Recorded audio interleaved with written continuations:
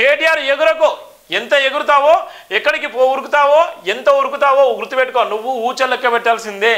నిన్న ఆయన తీవ్ర వ్యాఖ్యలు చేసిండు. నువ్వు ఎక్కడికి వెళ్ళినా ఎక్కడికి ఉరికినా ఎవరి దగ్గరికి మాట్లాడినా నువ్వు ఢిల్లీలో చక్కాలు కొట్టినా ఢిల్లీలో మంత్రాలు జరుపుకున్నా నువ్వు ఎక్కడ ఏం చేసినా కూడా నీ పాపాలు ఊరికే పోవు. రాజన్న సాక్షిగా చెప్తున్నావు అని కూడా రేవంత్ రెడ్డి తీవ్రమైన వ్యాఖ్యలు చేసిండు. ఎక్కడివో నీకోసం రెడీగా ఉంది జైలు గోడలని కూడా ఆయన చేసిన వ్యాఖ్యలు చూసినావు. కేసీఆర్ నిండా 1,00,000 కోట్లు మింగి ఫామ్ హౌస్లో బోర్లో పన్నాడు.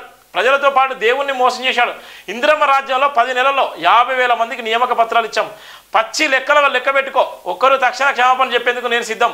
కేసీఆర్ అసెంబ్లీకి రా. 80,000 పుస్తకాలు ఏం చేయనో మాట్లాడుకుందాం. అధికారం పైన బీఆర్ఎస్ నేతలు బుద్ధి మారలేదు. పడావు పడ్డ ప్రాజెక్టులన్నీ పూర్తి చేస్తాం. రుణమాఫీపై చర్చకు రెడీ. బీఆర్ఎస్ సిద్ధమా? స్వయం సహాయక సంఘం సభ్యులకు ఏడాదికి 2 చీరలు. వేములవాడ సభలో సీఎం రేవంత్ రెడ్డి. కోడమొక్కు చెల్లిస్తున్న సీఎం రేవంత్ రెడ్డి. మంత్రులు పీసీ చీఫ్ కూడా ఉన్న నేపథ్యం కూడా మనసున్నాం. ఉద్యమకారుని అంటున్నావు. 80,000 పుస్తకాలు చదివినోడు అంటావు. అపర మేధావి అంటావు. ప్రపంచంలో నీ అంత మేధావి లేడా? పోటీ పడితే 1 నుంచి 100 వరకు కూడా నీ ర్యాంకు వస్తుందేమో. భూమి సేకరించిందంటే పరిశ్రమలు నెలకొల్పిందేమో. చిన్న లాజిక్ మిస్ అయినావు. నేనేం 1,00,000 ఎకరాలు సేకరించలే. 4 గ్రామాలు కలిపి 1,100 ఎకరాల భూమి తీసుకుందామన్నా. ఇది ప్రపంచ సమస్య అయిందంటూ నిన్న ఢిల్లీ అయింది. ఇప్పుడు చంద్రమండలం పోయి అక్కడ కూడా ఫిర్యాదు చేస్తున్నాడంట. కేటీఆర్ నువ్వు ఎక్కడ తిరిగినా కుట్ర చేసినా ఈ ఊచ లెక్క పెడతావు. గుర్తుపెట్టుకోండి. ఎంత ఎగురుతావో ఎగురు.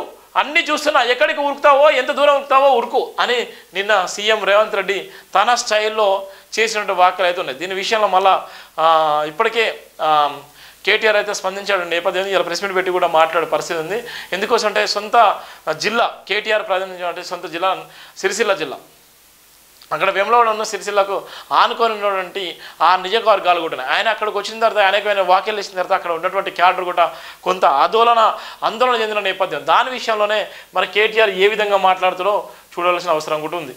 నకిలీ రేషన్ కార్డులు ఏరివేత. దేశవ్యాప్తంగా ఈ 5.8 కోట్ల కార్డులు తొలగింపు. ఆధార్ ధృవీకరణ ఈ కేవైసీ వెరిఫికేషన్లో గుర్తింపు. 98.8% రేషన్ కార్డులతో ఆధార్ లింకు.